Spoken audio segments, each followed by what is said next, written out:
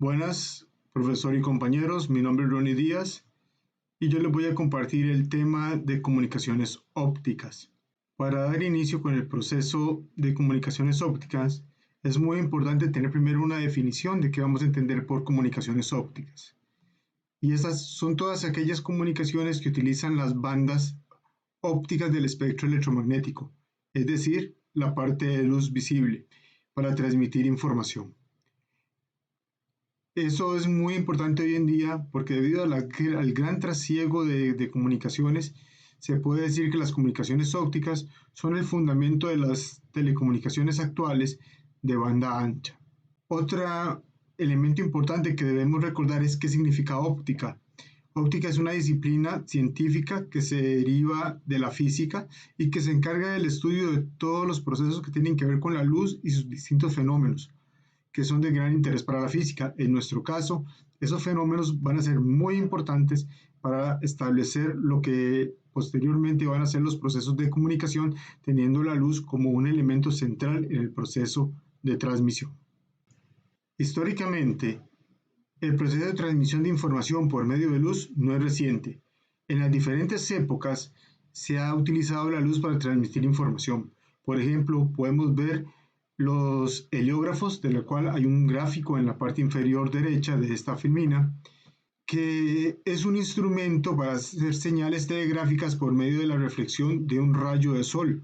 Es un espejo plano que es movible de diversas maneras, de tal modo que produce destellos más cortos o más largos, agrupados o separados a voluntad del operador para denotar convencionalmente letras o palabras. En otras palabras, es un elemento que a través de destellos de luz con una fuente, muchas veces el sol, lo que hacemos es transmitir mensajes codificados.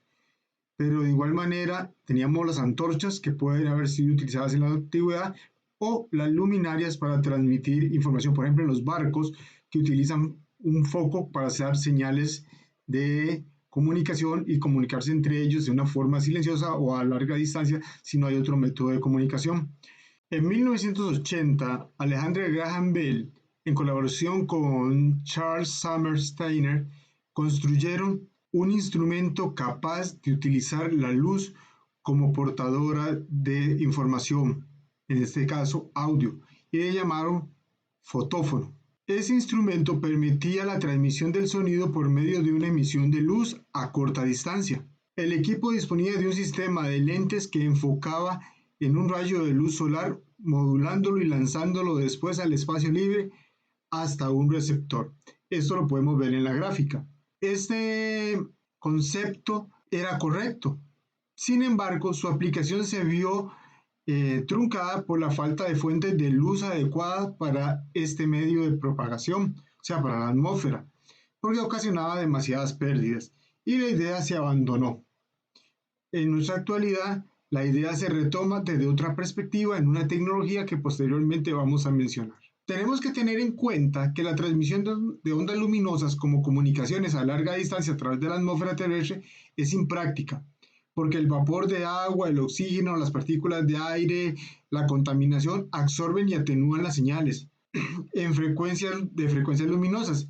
En consecuencia, esto hace que por mucho tiempo el único sistema práctico para transmitir las señales luminosas haya sido elementos de fibra óptica, que están presentes desde mucho antes incluso de lo que nosotros tal vez tenemos conciencia. Vamos a ver un pequeño video que pone en acción los principios del fotófono. Claramente eso se ha desarrollado en un laboratorio con elementos más modernos, pero no se especifica cómo es que funciona y nos demuestra en una forma práctica. Veamos el video. Si queremos escuchar la música almacenada en un dispositivo electrónico, podemos conectarlo a un altavoz.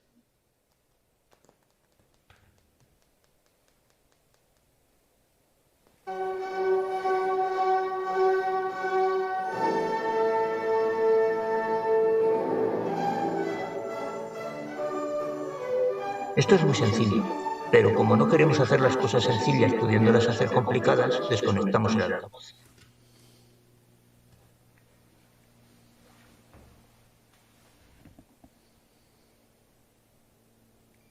Usaremos un sistema diferente.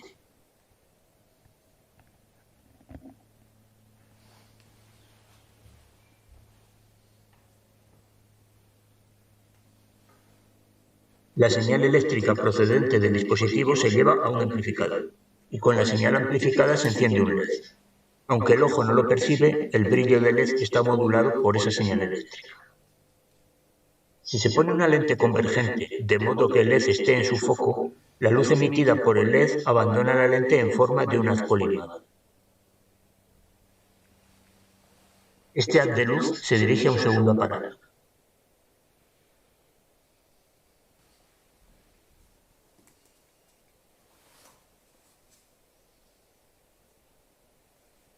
Si se interpone una segunda lente convergente en el camino del haz, la luz se desviará hacia el foco de esta lente. En este foco se encuentra un fotodiodo que convierte variaciones de intensidad luminosa en variaciones de corriente eléctrica. Esta corriente eléctrica variable se amplifica. La señal amplificada se lleva a un altavoz.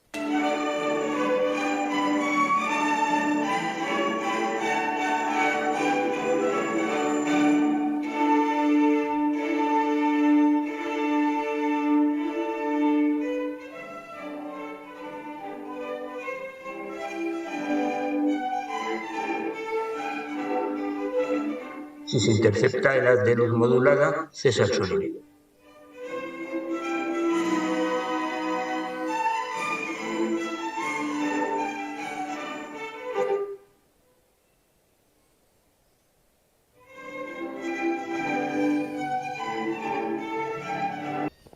La señal luminosa puede enviarse a bastante distancia.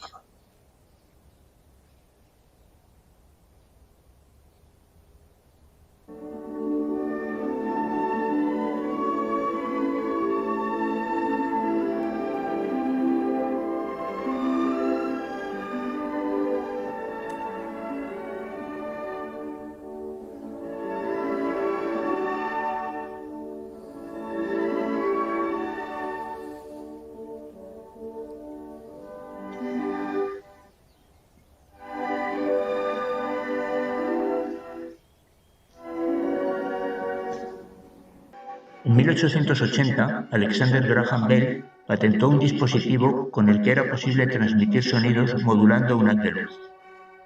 A este aparato lo denominó fotófono.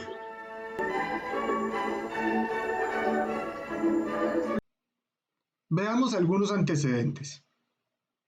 En 1930, J. L. Byrne, un inglés, y C. W. Howell, estadounidense, transmiten imágenes de televisión por cable de fibra óptica no recubiertas. Algunos años después, de 1930, un científico alemán, H. Lamm, también transmitió imágenes a través de una fibra de vidrio. Ya para 1950 tenemos avances sustanciales en las fibras ópticas. Se han empezado a mejorar su construcción y su rendimiento. En 1951, ACS One Hill de Holanda y H.H. Hawkins INS Company de Inglaterra experimentan con transmisiones de luz a través de haces en fibras. Vean que ya aquí hablamos no solo de luz, sino de haces de luz en fibras. Y algo muy importante, Capani es el que acumula el término de fibra óptica en 1956.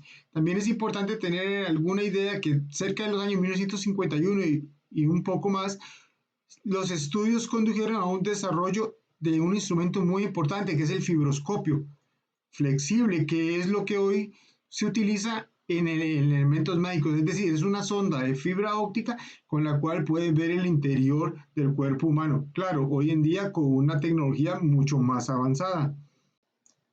En 1958 aparece un método para la producción de radiaciones electromagnéticas en longitudes de onda del espectro visible, que es lo que hoy llamamos el láser. En 1958 aparece un método para la producción de radiaciones electromagnéticas en longitudes de onda del espacio visible, es decir, el láser.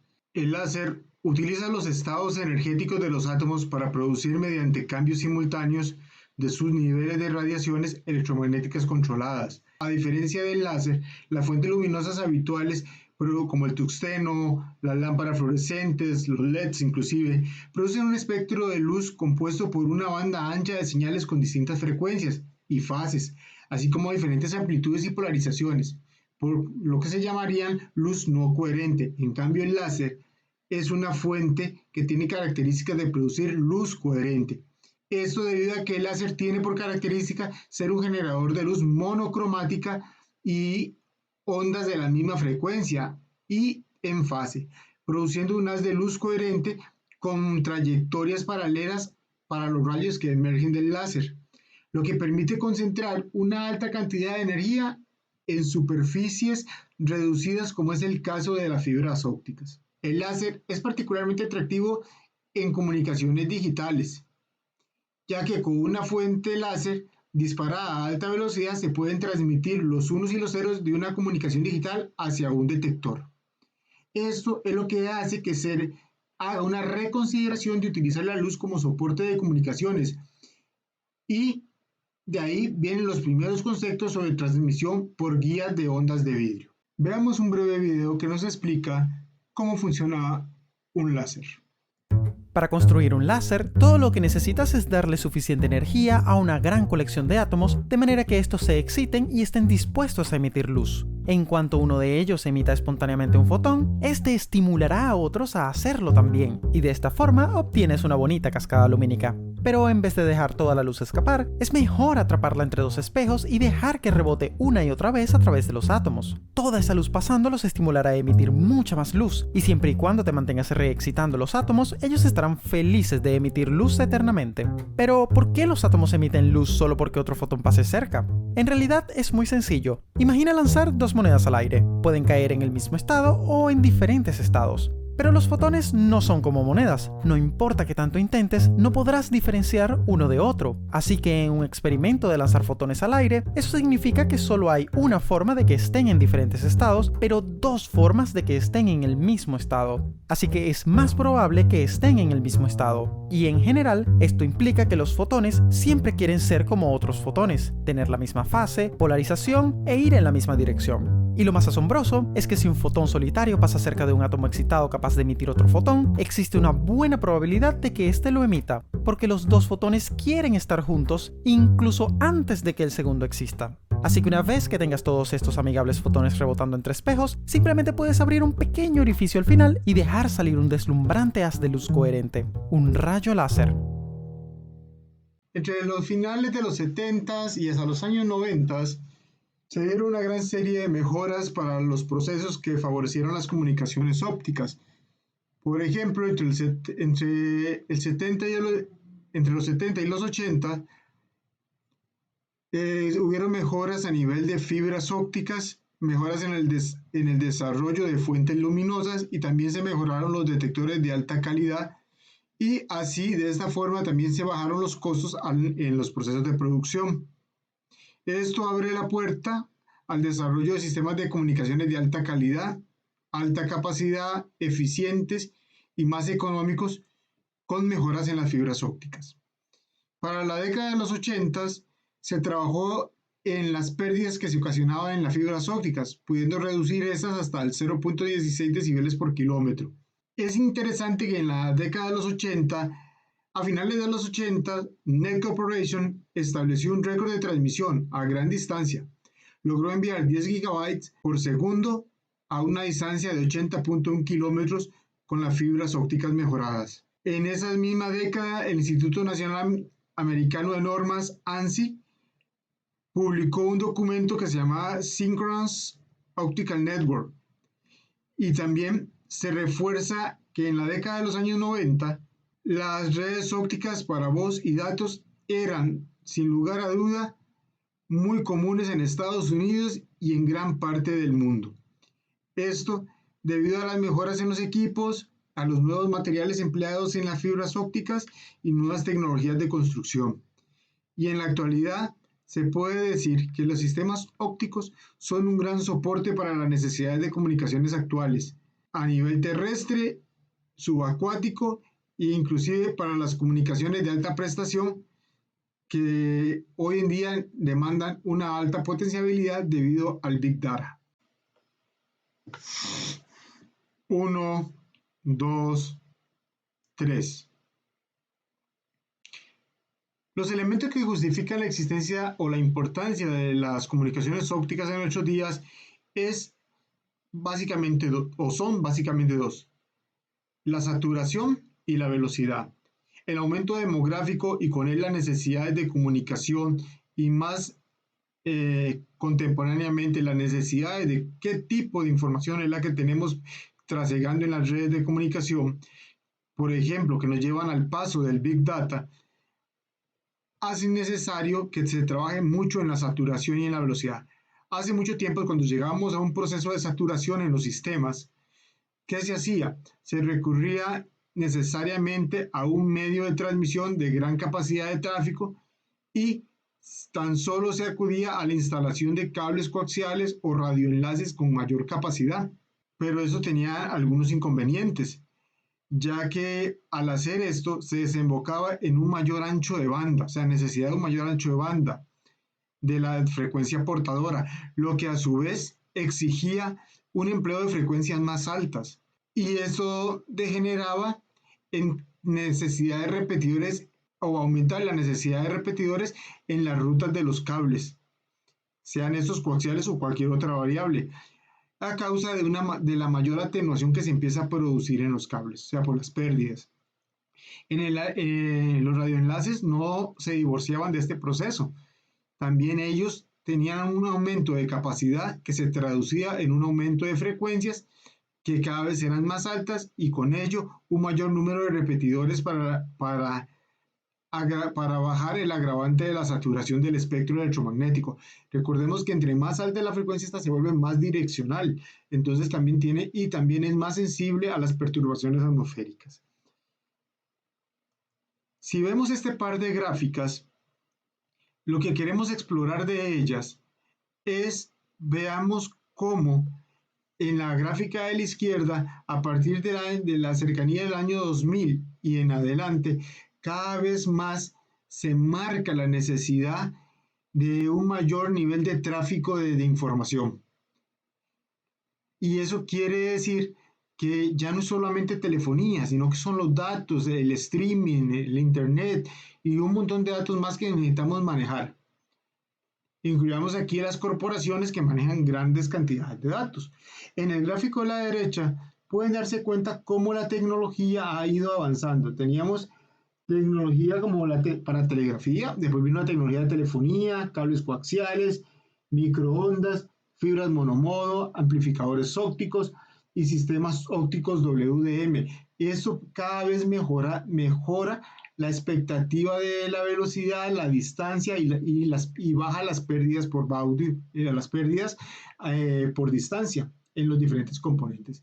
Vean que el avance o las necesidades son exponenciales, lo cual nos obliga a que los costos aumenten, que las implicaciones técnicas aumentan aceleradamente, porque requerimos nuevos equipos, nuevos planteamientos de soluciones y las investigaciones se han evocado a esto para poder generar cada vez equipos y componentes y materiales que nos permitan mejorar los canales ópticos, los medios, fibras, por ejemplo, los receptores y los transmisores. Porque a nivel de telecomunicaciones, esta es la huella más marcada que se sigue hoy en día para tener a nivel terrestre y subacuático, como habíamos dicho en algún momento. Aquí podemos ver algo interesante. La luz es una onda electromagnética, lo cual quiere decir que para usar la luz como soporte en las comunicaciones ópticas hay un intercambio de energía que se da a nivel de fotones, que son las partículas de la luz, y estos se encuentran atrapados, por así decirlo, o enmarcados en un espectro o en unas bandas ópticas. Y esas tienen que ver con algunos parámetros, por ejemplo, la longitud de onda, lo que siempre hemos llamado lambda, que es un nivel espacial, y la frecuencia, que es un nivel temporal. Pueden ver en la gráfica de colores cómo a mayor grado o valor de frecuencia, la longitud desciende. Eso tiene sus inconvenientes. Entonces, es muy importante tener eso presente. Aquí también es importante entender que la longitud de onda también nos habla de que la propagación de una onda es periódica. En términos de frecuencia, también podemos hablar que la utilización de portadores metálicos, por ejemplo, o sea, cables metálicos, la energía transmitida se sitúa en las zonas de la frecuencia del orden de las decenas de megahertz. Pero en la teoría era 100 megahertz, pero en la práctica real, producto de las impurezas de los materiales y todo lo que sucede, se llegaba cuando mucho a 60 megahertz. En el caso de los, por ejemplo, en el caso de los cables coaxiales. Y en decenas de gigahertz cuando hablábamos de radioenlaces, por ejemplo, los que usan las televisoras para transferir su información del centro de operación a las transmisoras en el IRASU, para que después ellas lo puedan difundir. Estas señales normalmente emplean sistemas de modulación de frecuencia o MDF y son las que constituyen las portadoras empleadas sobre canales telefónicos, por ejemplo, 4 kHz. Pero también conceptualmente hay que entender que un sistema de transmisión por fibra óptica es muy similar a un sistema de microondas, como a los radioenlaces, en muchos de sus aspectos. La gran diferencia es que, a diferencia de los radioenlaces, el medio de transmisión es el espacio libre y para los radioenlaces, mientras que para la microonda es una fibra de vidrio o un medio de vidrio, y que la transmisión tiene lugar a frecuencias ópticas. Implica el manejo de luz en lugar de energía de radiofrecuencia, que sí lo hacen las microondas. Hablando de ondas electromagnéticas, hay que recordar que estas matemáticamente se pueden describir relacionando la frecuencia con su longitud de ondas. A mayor frecuencia, menor longitud de onda y viceversa. Eso es lo que habíamos visto o traté de explicarles en el cuadro de colores. Este concepto se comparte con la tecnología de las fibras ópticas, donde se habla en términos de longitud de onda, es decir, metros, en lugar de hacerlo en frecuencia, hercios, encontrándose ambas magnitudes ligadas por la relación que se puede ver en la filmina, donde lambda es igual a C entre F. Recordemos que lambda es la longitud de onda del haz de luz en el medio considerado, o sea, en la fibra óptica, C, la velocidad de la luz en el medio, y F, la frecuencia de la onda luminosa. Esta relación es muy importante porque nos ayuda a entender los límites que puede tener cada una de las fibras en el momento de estar funcionando. La luz tiene algunas implicaciones en las comunicaciones ópticas, porque ya dijimos, la luz no es el medio, pero la luz viene siendo parte del sistema que nos permite que esto trabaje, así como en los elementos por cable o de metal, se utilizaba la corriente eléctrica. Aquí en lo que es implicaciones de comunicaciones ópticas se emplea la luz. Y hay algunos elementos que debe tener esta luz para que esto funcione bien. Primero, la fuente debe ser una fuente de luz coherente y monocromática, tal y como lo es el láser. Los detectores de luz tienen que ser los elementos que van a tomar la luz y la van a convertir en electricidad. Y tenemos el medio de propagación que debe ser de alta calidad. En otras palabras, decimos que hay un emisor de luz monocromática y coherente. ¿Qué es coherente? Que sea un muy angosto ancho de banda entre los cuales se genera la luz. Recordemos que la luz, por ejemplo, la luz blanca que conocemos de una bombilla, es la suma de todo el espectro luminoso. Y entonces vemos la luz blanca, pero si la pasamos por un prisma se va a subdividir en diferentes colores de luz. Eso es lo que se evita con el láser. Hablando de medios de propagación, hay varios tipos dentro de las comunicaciones ópticas. Empecemos porque podemos hablar de comunicaciones ópticas no guiadas, donde la transmisión de la luz se da por el espacio libre. Acordémonos el video que vimos con el fotófono, y otras que son guiadas. Esas guiadas es que van a través de una guía. Por ejemplo, la fibra óptica. La fibra óptica, acordémonos que es un hilo muy fino de material transparente por donde viajan los impulsos. Se hablaba antes de vidrio, ahora son vidrios, plásticos, diferentes elementos combinados y ahí ya es para mejorar. No nos vamos a meter en la fibra óptica porque hay otro compañero que en su momento va a dar una charla sobre las fibras ópticas. Entonces, pero sí es muy importante entender que el haz de luz queda confinado en forma completa y se propaga por el interior de la fibra con un ángulo de reflexión por encima del ángulo límite de la reflexión total, en función de la ley de Snell. La fuente de luz puede ser un láser o un LED. Después vamos a ver la diferencia entre un láser y un LED. Pero, y cuando hablamos de LED, hablo de un LED semiconductor, no de un LED láser. Con la disponibilidad de una fuente de luz coherente y monocromática, un láser, por ejemplo, así como la existencia de detectores para la transmisión de un haz de luz, queda por resolver el problema de la medición de la transmisión a emplear. Hay experimentos sobre la transmisión por la atmósfera de esas frecuencias y se determinó claramente que al no ser guiadas, a diferencia de las transmisiones guiadas, hay demasiados obstáculos. Son de poca fiabilidad, porque aquí entran a jugar un montón de elementos de la atmósfera. Contaminación, turbulencias, luz que hay en el ambiente, otras radiaciones, y eso hace que los valores de atenuación sean muy altos para las señales, más si la atmósfera está húmeda. Imagínense que pueden ir desde 1 decibel hasta 100 decibeles por kilómetro. Y eso también tiene que jugar con la frecuencia, el valor de la frecuencia que se está usando. Entonces, eso determina que no es práctico a grandes distancias la transmisión no guiada. Pero no la podemos desechar porque al final de la exposición vamos a ver un par de ejemplos que están desarrollando en México y en otros países sobre ese sistema. Del mismo modo, no podemos olvidar que en la atmósfera hay túneles de propagación causados por estratos atmosféricos, pero que son muy sensibles a ciertas frecuencias, lo que también provoca que no sean fiables. Cuando hablamos de guía de ondas, quiero aclarar que tenemos que pensar que aquí estamos hablando de una guía de onda para comunicaciones ópticas, que no son las mismas que las guías de ondas metálicas que se utilizan en los transmisores, por ejemplo, en radiofrecuencia.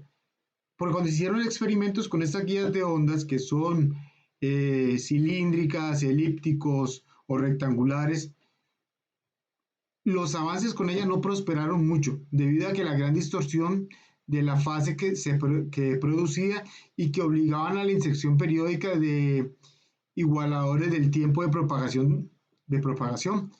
Entonces, su atenuación era muy grande. Y entonces estas quedaron relegadas básicamente a distancias muy cortas. Y por eso se vieron superadas por los procesos ópticos de comunicación.